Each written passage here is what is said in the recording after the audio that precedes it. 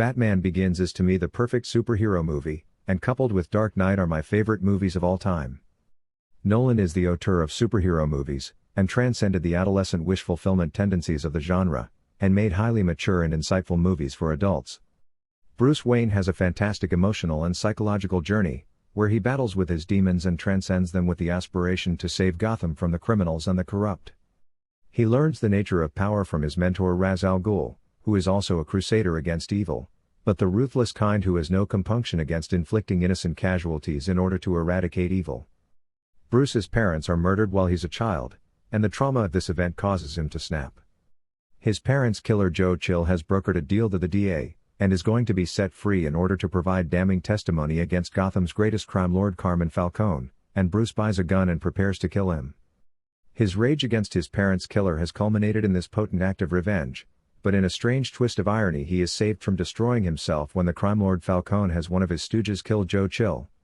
He reveals what he almost did to his childhood friend Rachel and she denounces him, telling him to look beyond his own pain to the suffering of the people of Gotham. Then he confronts Falcone, who derides him for being a spoilt crybaby who has never endured real hardship in his life. Bruce turns his back on his wealth and leaves for Asia, where he fraternizes with criminals in order to understand the criminal mind, and conquer his fears. But Raz explains to him a criminal is not complicated. What Bruce really fears is his own anger, the power to do great, and terrible things. Raz is about to initiate Bruce into the League of Shadows, a group of vigilantes who battle crime, but in order to do so Bruce must execute a helpless criminal. Bruce says this man should be tried, and refuses to kill him, before battling the League, and escaping. The romance with Rachel is fantastic, it has bittersweet lyrical sentiment and evocative metaphors, but it also has gravitas, which sets it above most other romances. The climax is great, where the Illuminati-like League reveals their master plan to destroy Gotham using a fear gas to drive the people mad, but with the help of the dauntless Detective Gordon Bruce defeats them and saves the city. The cast of Begins is fantastic, from the wise and sometimes critical Alfred, to the resourceful and obliging Lucius Fox, all the actors turn in A. Great performances. Batman Begins isn't your typical black and white morality play because of the complex issues and mistakes Bruce makes, where he surrenders to his dark side. But he realizes he's got to be better than the criminals he fights or he'll lose his soul. The Villeneuve Dune movies are brilliant masterpieces on par with the original Star Wars movies or Lord of the Rings. Dennis' passion for the material really showed. He did what Jackson did and took unwieldy source material and turned it into highly compelling and entertaining films, something many people thought would be impossible. Now I have never read the Dune books, they sounded a bit too weird to me, and I don't like old sci-fi because the science and tech can be really outdated and ridiculous. The books are supposed to get really frigging weird after the first two, it turns into a real psychedelic mind trip, with lots of random ideas and high strangeness. Indeed the rest of the series sounds too bizarre to ever be adapted into entertaining movies. But I did really like the Sci-Fi Channel movies, and I knew when I watched them a great cinematic version could indeed be made, and Villeneuve succeeded beyond any fanboy's wildest dreams. The only one mistake I think he made was not including the party scene in Part 1, because it dramatized the treachery of the Emperor better, and showed his ruthlessness by endangering his own daughter to bring about Duke Leto Atreides' downfall. But that is only a minor quibble. I absolutely adore both movies. I believe that like Jackson, he transcended the source material, and avoided getting lost in the conceptual weeds, and maximized the narrative potential. The story is a work of genius, with awesome drama and gravitas, tons of great cloak and dagger political intrigue, alliances and betrayals, complex moral dilemmas, and a beautiful and poignantly sad romance, where Paul must sacrifice love for power. The performances are fantastic, particularly Chalamet's Paul, who has intensity and passion, and keen intelligence. I loved Cheney too. I really love the direction they took her in, by making her a foil for Paul's growing ambitions. I loved her resistance to him being perceived as some kind of messiah. She can see beyond the public mask of infallibility to the vulnerable little boy inside.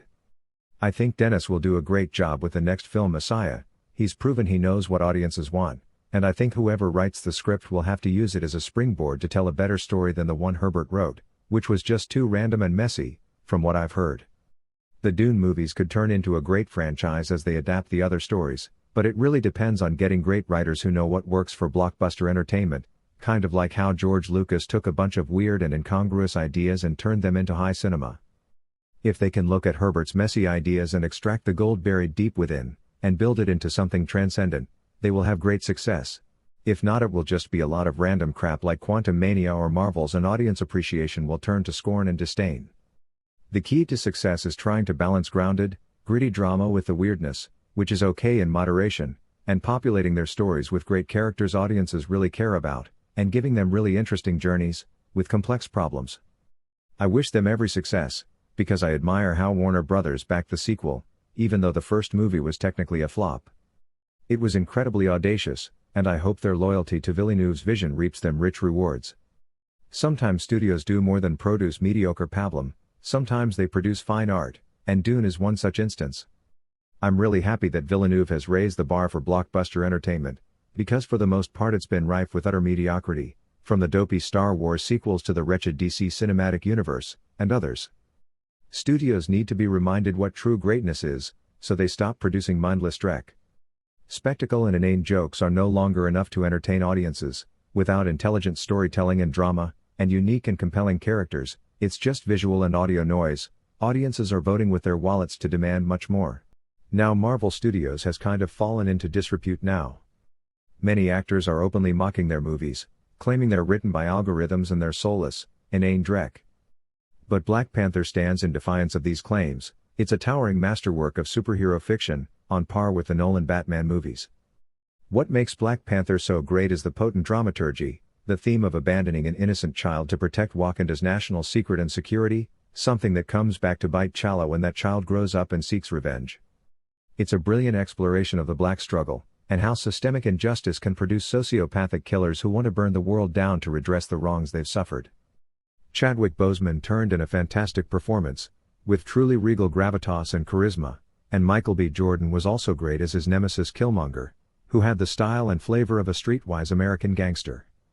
I've heard criticisms that the plot is too thin, but the fantastic cast and awesome drama make up for this limitation. Indeed, stories with great drama and interesting moral dilemmas can be forgiven for having thin plots. It is after all great character and relationship moments we're there to see, not merely clever plotting. Shang-Chi is another brilliant Marvel movie, and is my personal favorite besides Black Panther and Winter Soldier. Once again, it's the deeply personal family drama that makes it so awesome. The fantastic spectacle and wonder exists in service of that aspect. The martial arts action is sensational, grounding it in Kung Fu B-movie conventions worked wonders for the story. There hasn't been a really great Hollywood Kung Fu movie since the first Matrix film. It was really beautiful exploring the mythical elements of Chinese culture as well, and to me Shang-Chi is an Asian Lord of the Rings movie, with dragons and demons and other fantastical fauna.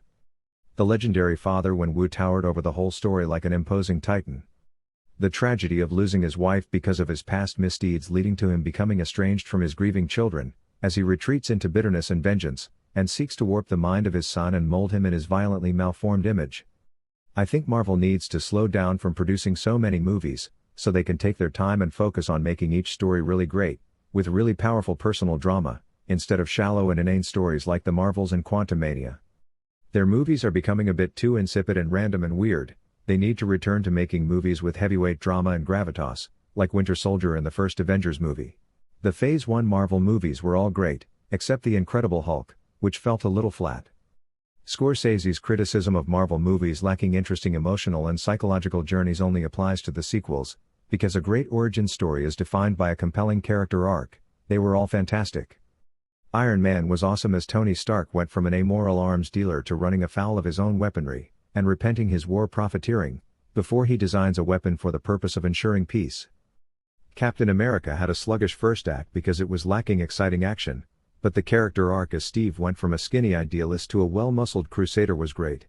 Because a man who is born with strength will lose respect for his power, but someone who has been weak their whole life will appreciate the value of strength, and not take it for granted and abuse it, by just becoming another hulking bully. Thor's arc was great as well. The drama with Odin was fantastic as Thor opens Asgard to war with the Jotuns over his reckless temper, and as punishment his father strips him of his power and forces him to undergo a trial by fire to regain his hammer. Thor has to be willing to sacrifice to protect his friends, to become more than a warrior, to become a hero, and regain the power of his hammer Mjolnir. The Avengers was a fantastic character study, which is why I like it more than Infinity War or Endgame. Steve has great conflict with Stark, because Steve sees Tony as an obnoxious narcissist, and not a true hero willing to sacrifice himself for his cause. Tony proves him wrong when he steps up at the end, and saves New York from the nuke, before he's saved in turn by the Hulk. Tony believes the only thing special about Steve is the super soldier serum, but of course this is wrong. Because it's Steve's idealism and courage that makes him great, not just his muscles. Bruce Banner learns the Hulk doesn't have to be a curse, he can actually be a blessing in the right circumstances, and Black Widow learns to overcome the sins of her past, and save her friend Hawkeye from Loki's power, instead of just killing him as she once would have. Thor goes from scorning the other Avengers for being so relatively puny, to developing a deep appreciation of their noble qualities. The heroes all learn to overcome their differences, and function as a team in order to defeat the Mephistophelian Loki and his allies. I believe the new Batman movie deserves honorable mention as a brilliant piece of cinema. The Batman had a brilliant conspiracy mystery, with layers upon layers of revelations, culminating in the discovery Falcone was the mastermind behind Thomas Wayne's death, the plundering of the Renewal Charitable Fund, and the traitor who brought down his rival Salvatore Maroni and used this coup to install corrupt lackeys in law enforcement and government loyal to him. The Riddler isn't just a deranged killer, he's a grim specter of vengeance, just like the Batman, but unshackled by morality. He takes it upon himself to slowly expose the perpetrators of this conspiracy, leading Batman like a rat through a maze, until Batman finally exposes his masterstroke at the end, when the Riddler sends his proxies to take out the new mayor, Bela Real. The Batman is a slow burn story, and unlike The Dark Knight it relies heavily on suspense and build-up, instead of propulsive pacing. I think the contrast works to its advantage, it's masterfully executed. The key to writing a great mystery is having a dense web of ramifications that are slowly revealed piece by piece, and although it doesn't have a twist that is truly mind-blowingly original, it is the ramifications of each twist that makes the story so powerful, not just the individual twist itself. The crime mystery is also deeply personal, because Bruce's father Thomas and his mother Martha are directly involved with crime figures, and Bruce is led to believe even his saintly father was corrupt, before Alfred reveals the truth of his innocence.